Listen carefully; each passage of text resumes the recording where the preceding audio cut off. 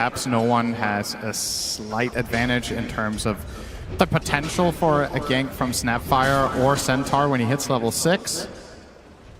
But conversely, I suppose Hoodwink could make a similar move, but maybe a little bit more dangerous to leave the Underlord alone against Snap Terrorblade. Quite a strong lane, a lot of damage, and a lot of it from far away.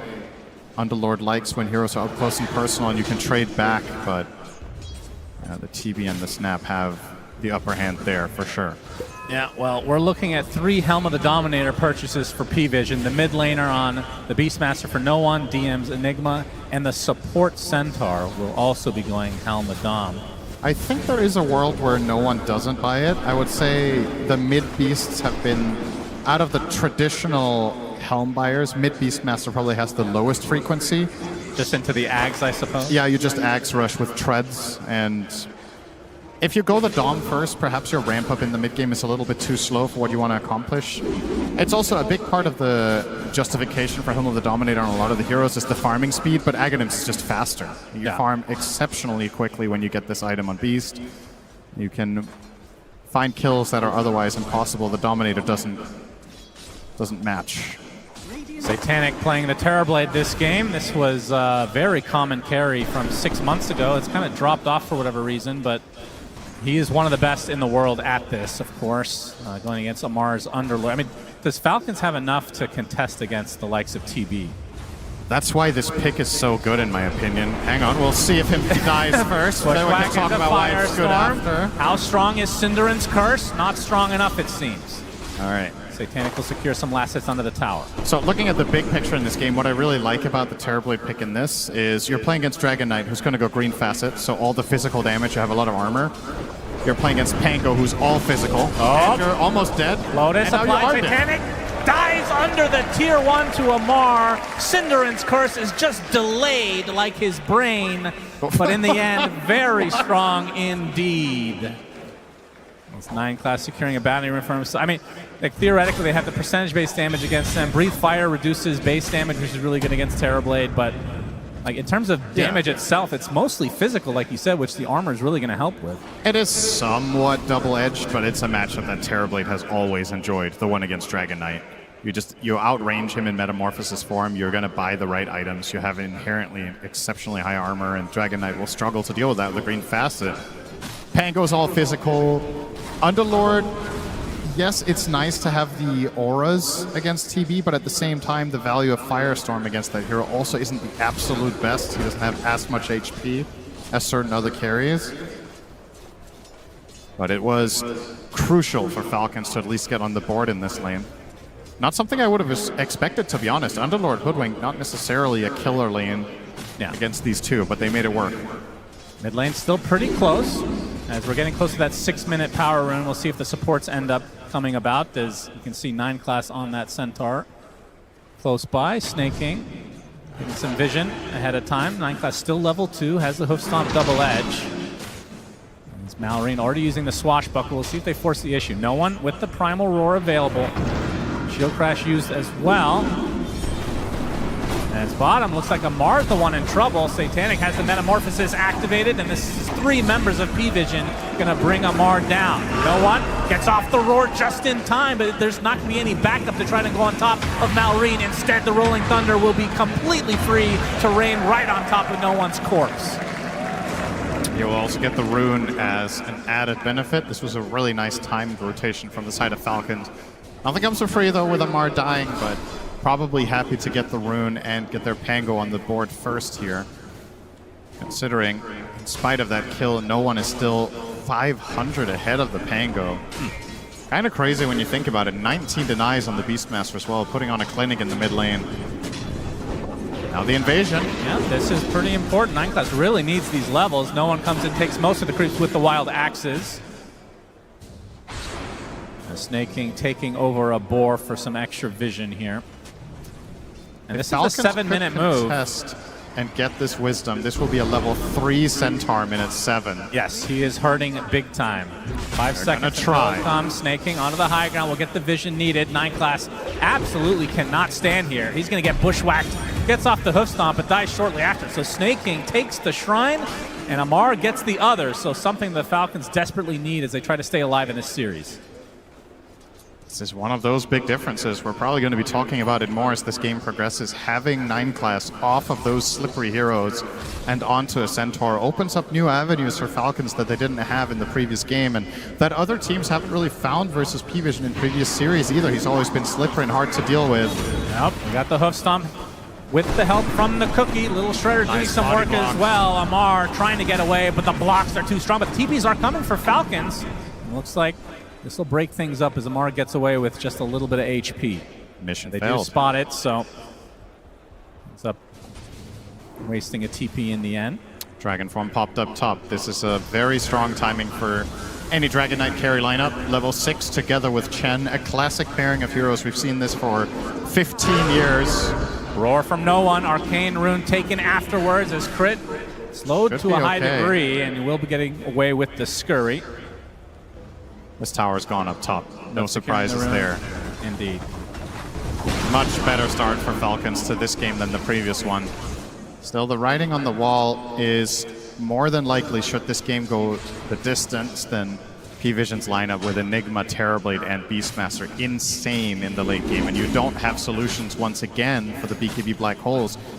The best tool you'll have is a Pango Basher and then hope for the best, but you don't really want to get there if you can avoid it. Of course, Kezu did predict a 38-minute victory for Falcons. Yeah, very naive as always, and questionable takes, but we'll let him. Hey, he's on home turf right now, so got to give him the benefit of the doubt. As no one is working on the Ags that you were talking about. Can we get some cheers for Kezu?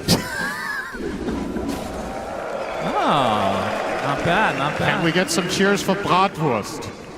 All right, I think that was surprisingly close. I You guys not like food? Food I is... thought that was going to be way more lopsided than that. Maybe they felt a little bit bad, but they really wanted to. Yeah. Cheer louder for that. Maybe they're full from that last series. Enough. Nah, I'm good.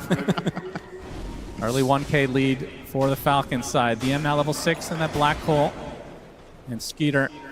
Blink Dagger is going to be the first item for him, and it's actually really close. Looks like they want to really push the envelope. Try to get ultra aggressive to start this game.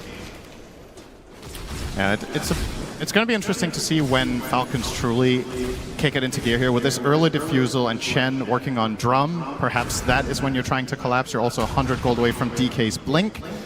Classic build here from Skitter on the carry DK, even in phases when other teams were playing carry Dragon Knight more greedy with an early farming item. Skitter was generally leaning on this dagger and trying to take map control, and it really plays into the overall read that we have on Falcons as a team, which is they utilize Skitter a lot more aggressively rather than as a true position 1 in many of their games.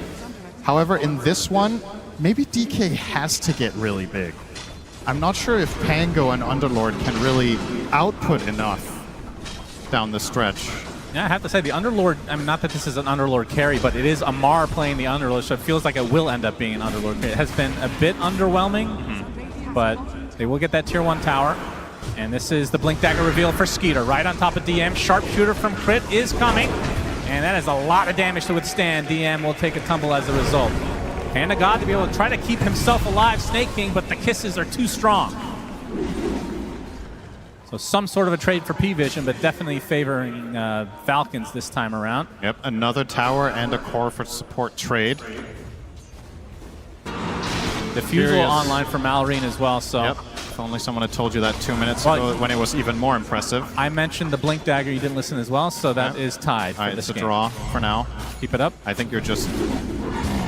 I didn't want to say anything because it's the upper bracket finals of TI, and it seemed kind of dumb to bring it up in the middle of something so prestigious. Kind of weird that you did that, actually. Yeah. Here they come into smoke. Smoke. Looking for the wrap.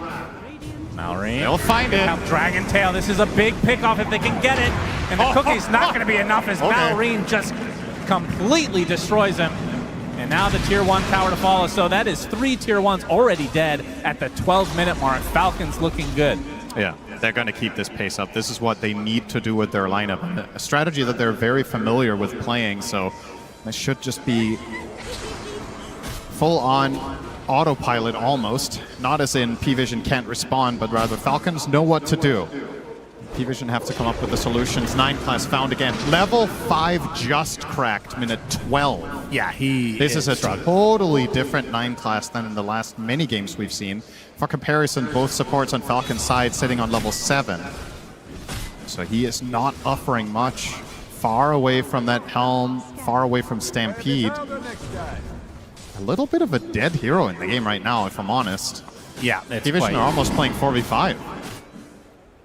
But once he gets that cart. Yeah, let's look ahead at that. I'll tell you this. If 9 class gets cart, they're going to win. Because that means the game went long enough that they didn't need it anyway. Very true. 13 minutes, 3K lead. I mean, even if Falcons end up losing this game, this is something that other teams will be looking at. Oh, for be able sure. to ban both the Slark and the Monkey King as Satanic bushwhacked in, but you can see the TP's coming for PVision. Sharpshooter does a lot of damage, but it's not quite enough. Sunder onto his own illusion to stay alive, trouble. but Here the Rolling comes the Thunder, Malrine is there with the rest of Falcons nearby to finish the job. They get Ducalis as well as Satanic. Big kills as 9 class is basically a creep at this stage. 4K lead for Falcons. Uh-oh. Well, Kezu with the 38-minute prediction, maybe very conservative. I feel like this could just be a 25-minute. Let's hold our horses. This is definitely looking great for Falcons, though. I found that in this tournament, a lot of the time it's very difficult to predict game length. Even based on, let's say you take a snapshot now and you're like, okay, you would probably have an idea about 6 months ago with where this game is oftentimes headed, and then you get surprised time and time again.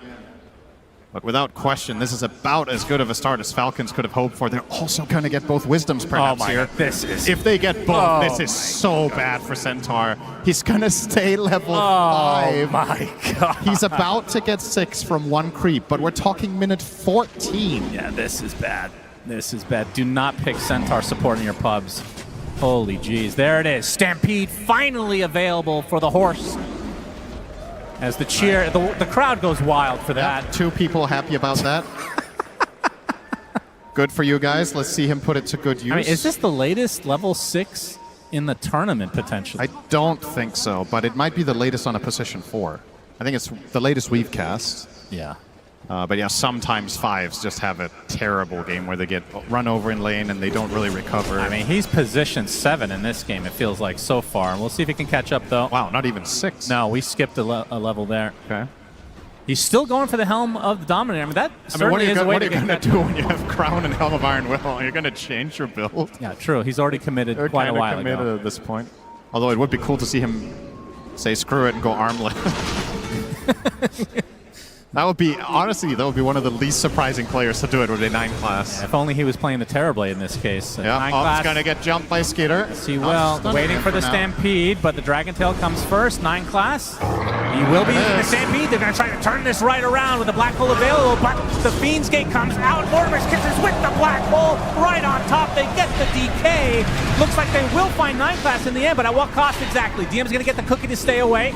You'll be perfectly safe, so the position 7 Centaur taken out in replacement for the position 1 Dragon Knight.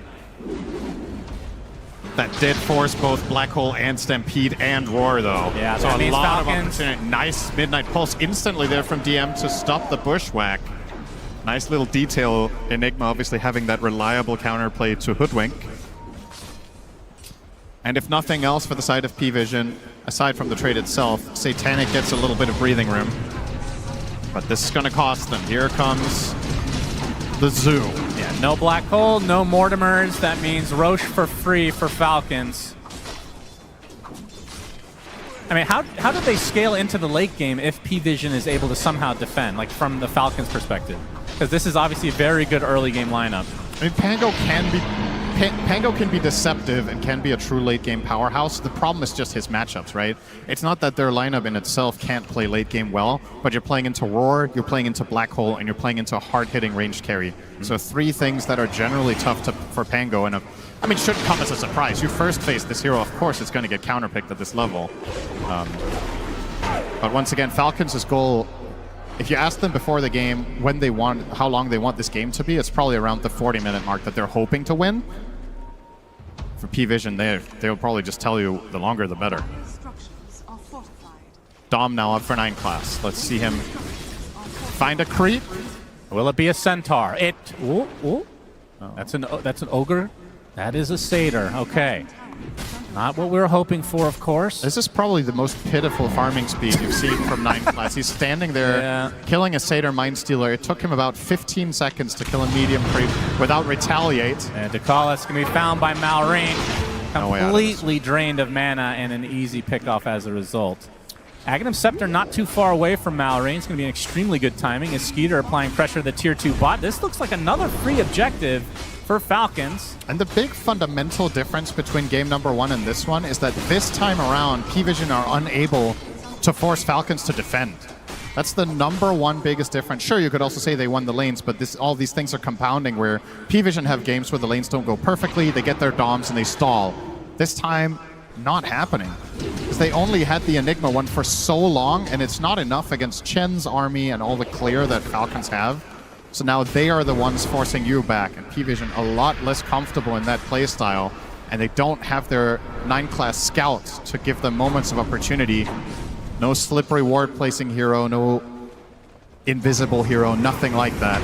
Rolling Thunder finds another target. Bushwhack right on top. Fiend's Gate is close by. No one does get up the Primal Roar there, and there's the Stampede from the Centaur. Is now the Metamorphosis pop by Satanic. Can they try to turn this around? A big reflection comes out. Malrine and company looks like they're going to back away for the time being. That is still a big cooldown expended. As 9 class spotted. DM is nearby, and Skeeter won't pursue any further. Yeah, not quite enough for that Orchid, but an interesting pickup nonetheless. Probably the dream scenario for him is finding Enigma and getting the sounds off, or of course the Terrorblade post Manta. Not going to be the easiest, but still. Another tempo item, if you will, right? Going Blink Orchid on DK, you can't really play much faster than that. It's telling a clear story about what Falcons are trying to do, whereas PVision just, once again, buying that time. Yeah, Enigma's itemization also playing into that with the early Crimson. It was quite a good delay from PVision, cutting out some of the time of this Aegis is now they scan out, but the TP looks to be successful. Malrine, no Basher. Only 200 away from that Ags.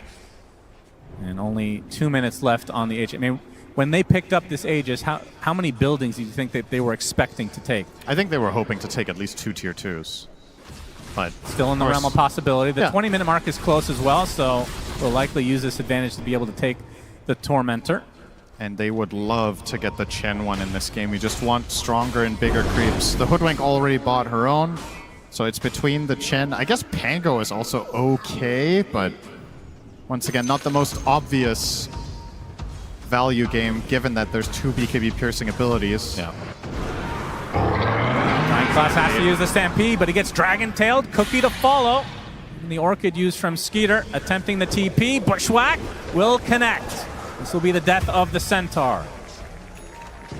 And we can see on the Tormentor side, Amar will be going to town. And it will be snaking, so Ancients at his disposal. The Ripper's Lash on Chen with 12 skeletons is just something else. Yeah. And crazy. Looks like they will get that second tier 2 as the Aegis 40 seconds away. DM thinking about this Wisdom. Let's see if Amar calls the bluff here. I think he's a little bit uncertain about whether he can get away with it, but okay, well, with DM TPing out, this plays itself. We're going to have the 1-for-1 trade. You'd say that, yeah. You were correct. Good job. I do indeed say that. Thank you for listening. Well, 9 class going for a Blink Dagger next, so actually not anything too crazy. I was expecting some big switch-ups here from the position 4 Centaur. Still obviously a ways away. I mean, he went for a full Hoof Stomp double edge build, so his farm is completely dependent on just double edging creeps and using the Helm of the Dom. I mean, there is surely no other build this game than Blink Ags, right? No joke. What else are you really buying here? Your Enigma is buying the auras that you need. Your job is to try to save people that get Dragon-tailed. Most likely later in the game. Be there for your Terrorblade, drive him into the fight, and let him attack freely. However, when you're playing support Centaur and you go Ags, you don't have those tankiness items. So when you run in on it as a workhorse, you might just get killed almost instantly. So that's a little bit tricky. I do think it is the path that he is bound to take. Can also drive in the Enigma for a nice black hole. Oh, yeah. That's fun. But right now, I think the Axe is a complete pipe dream. He's 5,000 gold away from having that and Dagger, which means he would have to almost triple his net worth. Almost there. So yeah, give him another 30 minutes. Might be there. And what's shaping up to be another one-sided affair, but this time the complete flip from game 1. Falcons have definitely figured something out about PVision's playstyle in that first game. And should this go to a game 3, that's when it would get really interesting if PVision can bring something new to the table and counter the counter. That's right. Pick an even weirder position 4. That's the goal if we get to that point. Spectre 4. Hell yeah. For 9 class. Let's hear it for Spectre, everybody.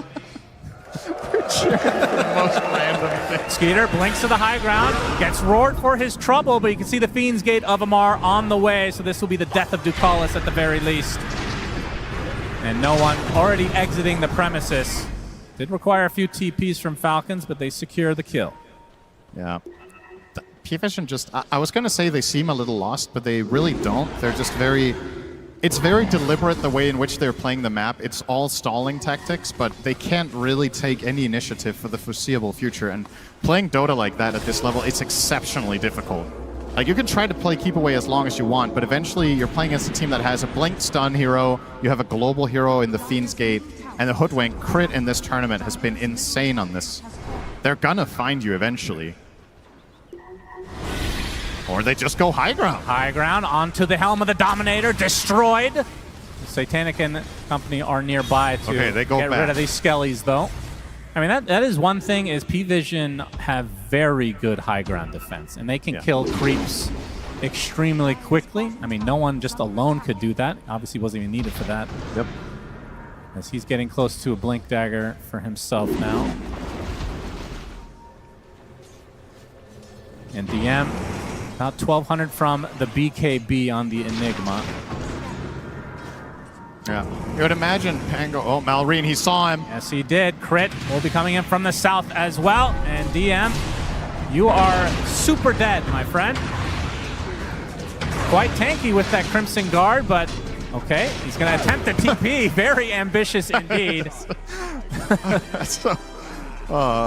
That's very optimistic. Good effort, as you like to say. But not quite enough to get out of there. And yeah, with the BKB, surely Malrine will go Basher after Blink, right? I don't think this is a game... You could consider Linkens against the Beastmaster and the Sunder, but I don't think it's necessary. I think you'd much rather play your tempo and try to dictate the fights. Having that way of stopping Black Hole be very nice and valuable, and of course... That is a huge pickup. Oh, yeah. Global Root. God, what a cool axe. This thing is so sick on the Underlord. Just needs a Gleipnir, of course. That's the pub mentality. We'll not be going for that, of course. There's Amar with just a ridiculous amount of zoo creeps nearby. Smoke from PVision. Roche is now up. Feels like it's been a long time since we've seen an Underlord as top net worth in a game when it's not the carry. That's fair, is yeah. extremely farmed in this game. Just full space all the time. Amar Fine spots polish. him. Hit a Malice. Satanic trying to run away. Cuts down some trees as his entire zoo is chasing him. He will be able to get out for the time being. The rest of Falcons relatively close. They will likely try to take this next Roche relatively shortly. It is in the top area at the moment. We'll have another 4 minutes to be able to take it. And they are grouping up now. And this is a great hero against PVision's playstyle as well. When you think about how they stall their games and what they do to get to that late game, Fiend's Gate has to be one of the best abilities. You send Amar, a mega tanky hero, to take out the trash in a side lane, and he can always connect to a possible team fight if needed. And now with that root, as you mentioned, it's going to be even better. Nice reaction there from no one. Trying to bait them in, but it does feel like PVision might just give this Aegis up potentially. DM is very far to the north. As even Kiss is being used to scout things out.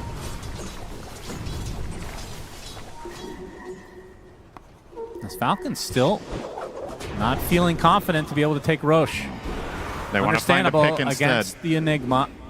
Skitter's just going to run in. Yes, he is. Malrine, he gets Malefice to start things out, and they're going to be able to get the silence on this Enigma DM. Stampede, he is all alone right now.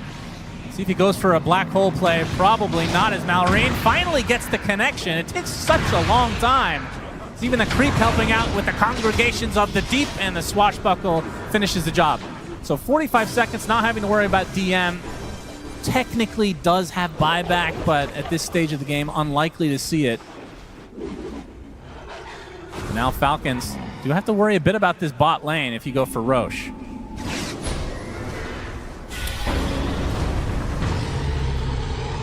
As he is still angry, it seems. Snaking halfway to an Aghanim Scepter, by the way. This is such a cool Ags. Oh, yeah, that's interesting. We've seen it once before in this tournament. Yep. Be able to channel it, be able to give it magic resist. As the Aegis will go to Skeeter. For any Warcraft 3 fans, this Ags reminds me a lot of Shadowhunter's ultimate in that game, where you yourself make all units around yourself invulnerable. It's obviously not to that level, but the concept is the same. You have this relatively fragile hero that just becomes the center of the fight. And yeah, curious to see if Snaking gets there, if that will be a very noticeable difference. But yeah, making all allied units debuff immune with 60% magic resist. Kinda crazy for 6 seconds. Trying to cut the wave was DM, not successful. Skeeter leading the way, has the Bloodthorn now and the Aegis. Roche banner placed, and this is where PVision have to make some serious decisions on their defense. Nice Manta Nice Manta dodge. for Satanic. Dragontail completely dodged. As the Rolling Thunder comes in right on top of Satanic with the roar used on Malrine. The Force Touch can keep it safe. It's a double black hole with the Mortimers from above. Do they have the damage? The BKBs mitigate most of it though. And now PVision on the retreat. Big swashbuckle coming in from Malrine with the shield crash to follow. No one is dead just outside his base. Satanic drops as well along with DM. That is 4 dead for PVision. Only 2 buybacks available. A full team wipe. Falcons lose nothing. They still have Aegis for 3.5, and these buildings will absolutely melt. It's a completely similar fashion to Game 1, just for the other team. PVision, they don't have the damage. They're getting a 2-hero black hole, they're getting the roar off, they're using Snap Ult, Terrorblade meta, and Falcons just shrug it off. And they're going to go straight for the Megas. And they just don't care.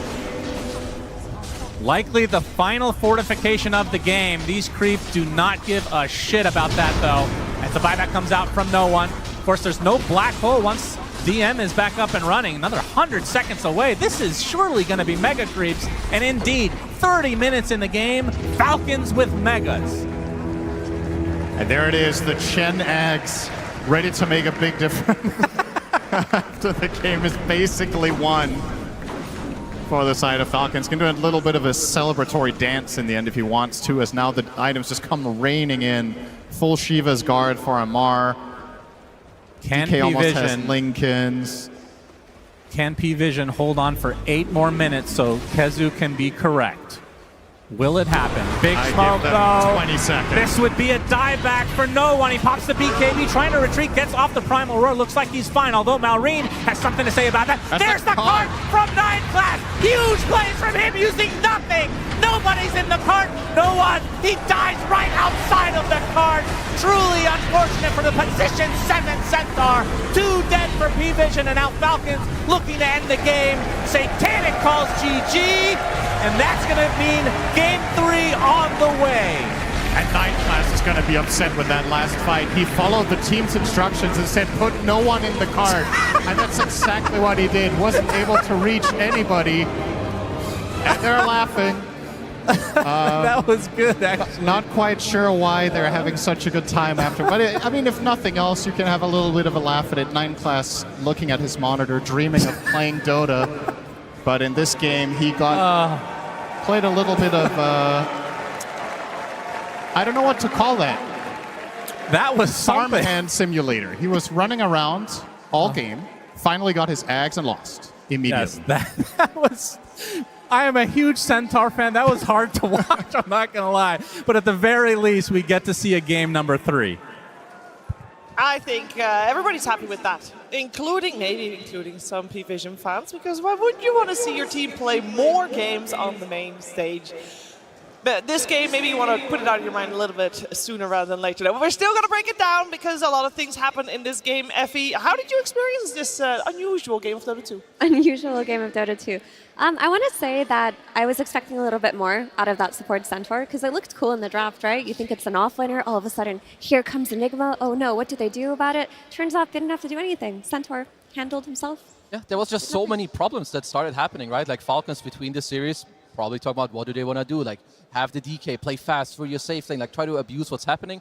Because this early Centaur, like Nikas, he didn't find that much success. Yeah, he's pulling some waves. He did go into the safe and like catch one kill, but from start to finish, this was Falcons like setting up everything, taking the Wisdom Shrines, going mid, getting the first kill, going for the runes. Even here, this is 13-minute mark. They're at like a tier 2 already this early on in the game. I mean, Falcons identified that you do not want PVision to set themselves up on the map, right? And of course, when you shut down the Enigma, right, you take his tier 1 tower. You put, of course, the Centaur, we could talk about it a lot, but moving to the support role, he had what, Windlace, also trying to buy a Dominator. Like when they don't have the Dominators, when they don't have this way to skip waves, prolong the game, find that smoke, dodge the smoke, get the team fight, then PVision, they look human. And I think Falcons in the second game, they identified how to break them, play quick, break the map, force the objectives before PVision does anything on the map themselves. For me too, it's also a lot about Amar. Like Amar is impressing me not only with his gameplay, but we need to remember, he's the one pressing the buttons, right? He's coming into TI, captaining, drafting, he's giving himself these 24 last picks. He is destroying these games. Yesterday on the Huskar, just here on the Underlord, perfect lane, perfect itemization, and it works really well against this map play. You can go somewhere and don't worry, brothers, I've got the gate, I can come to you. Immediately they turn the fights around. Yeah, those KDAs on Falcons, they're looking damn smooth. Yeah. Also, crit on his Hoodwink was everywhere. But who I really want to shout out is Malrian because he came back swinging in this game too. In that game 1, we didn't see much out of him. He was shut down on lane. They really heavily focused on that mid. He didn't get much out of his initiations. This time around, it feels like they thought, okay, they want to shut down Malrian. They want to take away his Blink Dagger heroes. Let's just play Tango. That hero can be active from the very start of the game, and that's what happened. They brought the supports mid. They were able to kill no one on that Beastmaster with the first Rolling Thunder. He then goes to the Wisdom Shrine and crit on his Hoodwink, of course, everywhere. He's wherever you need him to be. There's a reason why this is his most played hero. Yeah, he's absolutely just destroying any game that you give him this hero.